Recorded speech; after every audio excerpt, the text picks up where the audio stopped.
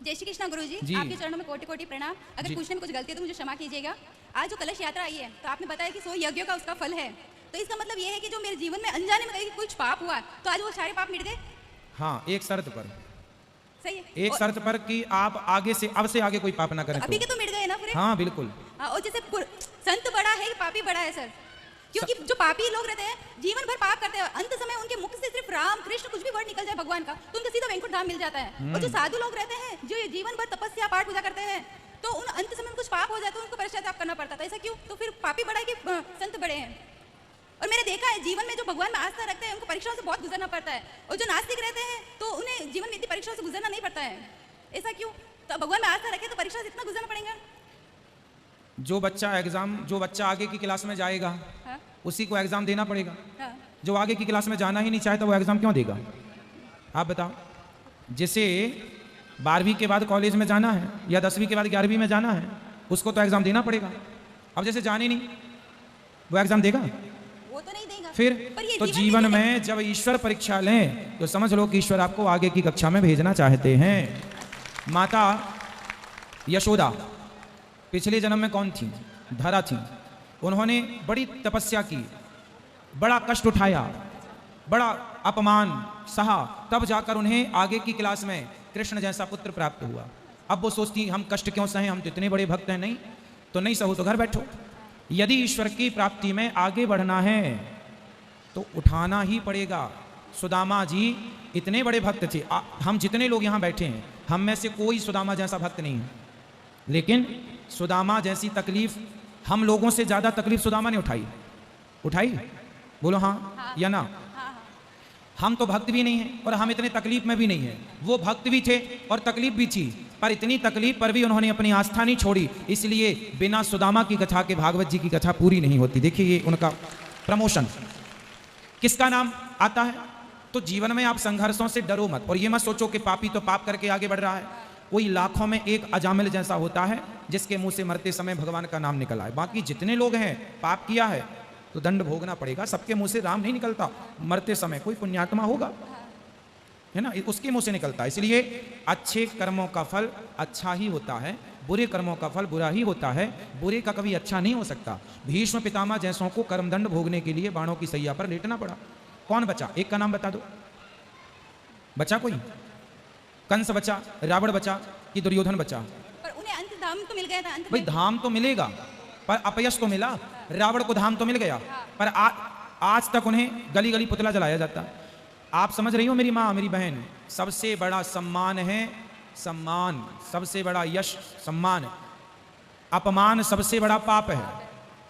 मरने के बाद चलो जीते जी कोई अपमान करे मेरा तो समझ में भी आता है, पर मरने के बाद अपमान हो इससे बड़ी दुर्गति क्या होगी?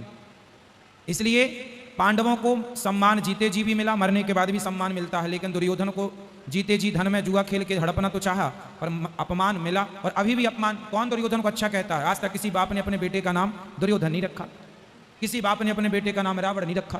तो अपमान से बड़ा दंड क्या होगा? इसलिए ये मत कहो कि उनको मोक्ष तो मिल गया, रावण का मोक्ष हो गया, लेकिन अपमान अभी तक है।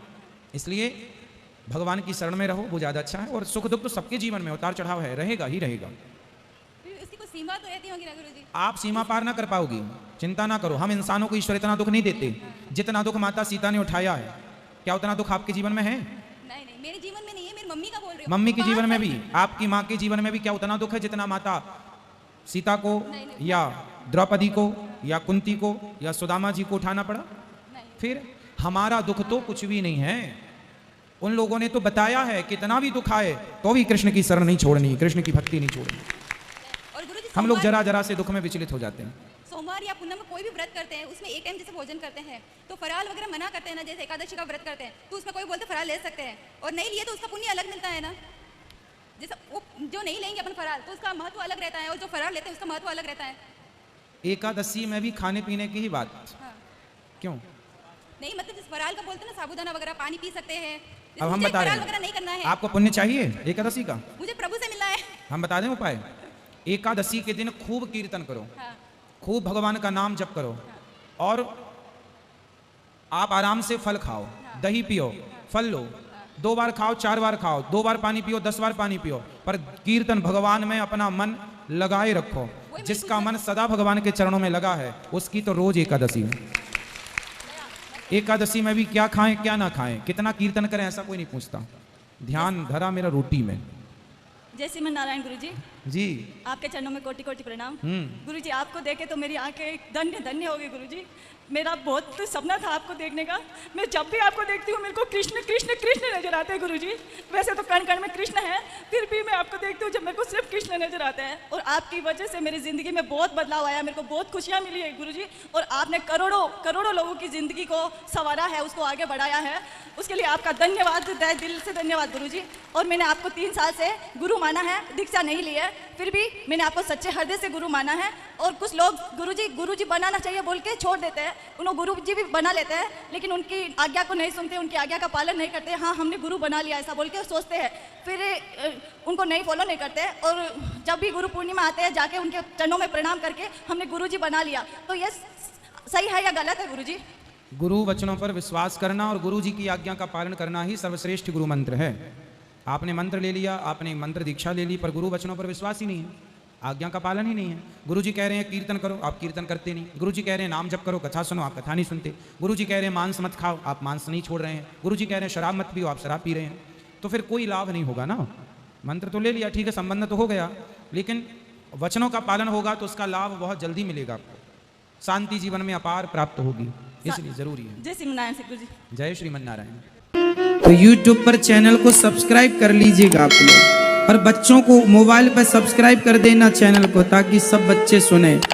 आज इतने जो समझदार लोग हैं उन्होंने तो चैनल को सब्सक्राइब कर रखा है, बस आप अपनी समझदारी का परिचय तुरंत दिखाइए, क्योंकि संस्कार मिल रहे हो फ्री में तो लेने में नुकसान नहीं है। क्यों जी नुकसान है? कोई पैसा तो लगना नहीं है।